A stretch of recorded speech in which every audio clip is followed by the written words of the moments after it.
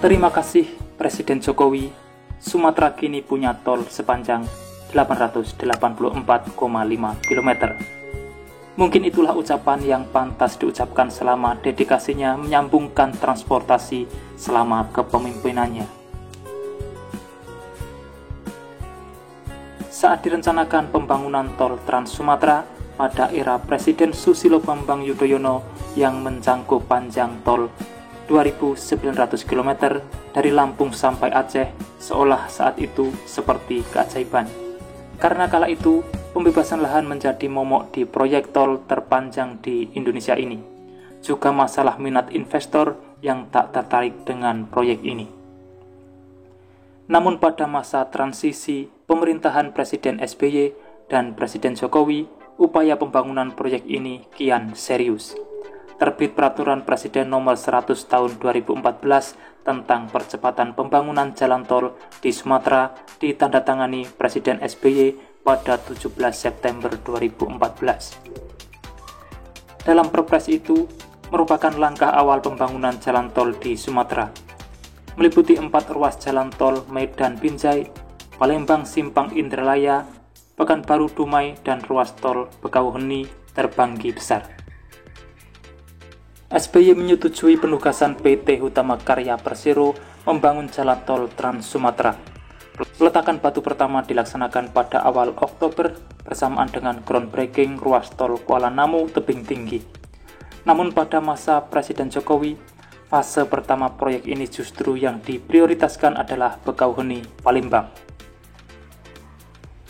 Kejutan pun terjadi selama 2 periode pemerintahan Jokowi. Satu persatu ruas tol Trans Sumatera rampung.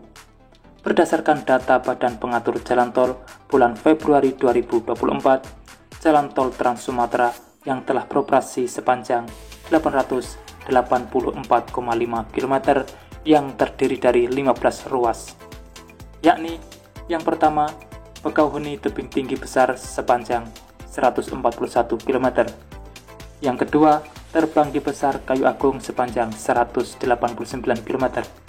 Yang ketiga Kayu Agung Palembang Betung sepanjang 42,5 km.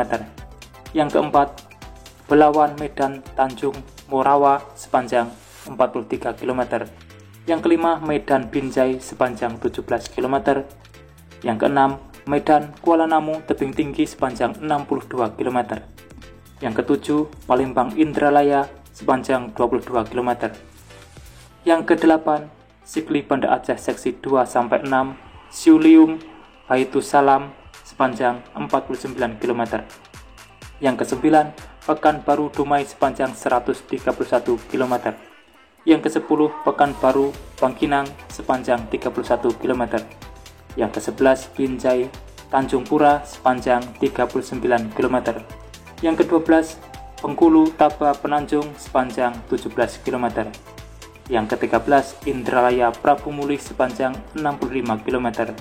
Yang ke-14 Tebing Tinggi Indrapura sepanjang 20,4 km.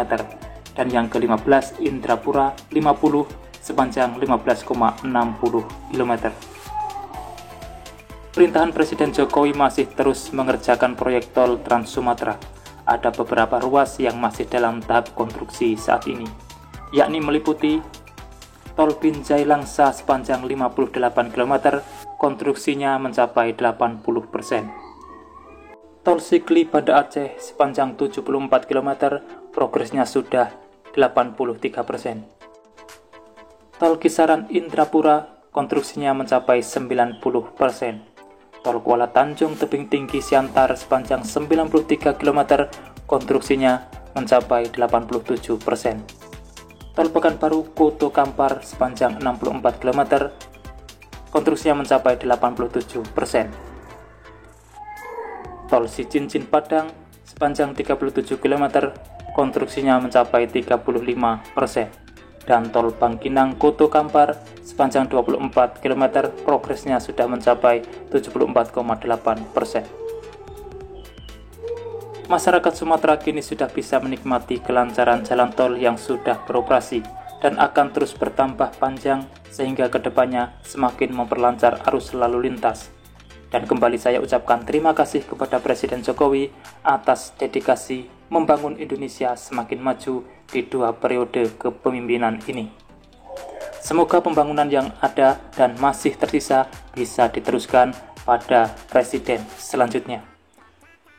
Demikian informasi yang dapat saya sampaikan untuk saat ini. Jangan lupa pantau terus channel ini untuk mendapatkan update selanjutnya. Dan terima kasih telah menonton. Saya pamit undur diri. Wassalamualaikum warahmatullahi wabarakatuh. Sampai bertemu di kabar menarik selanjutnya.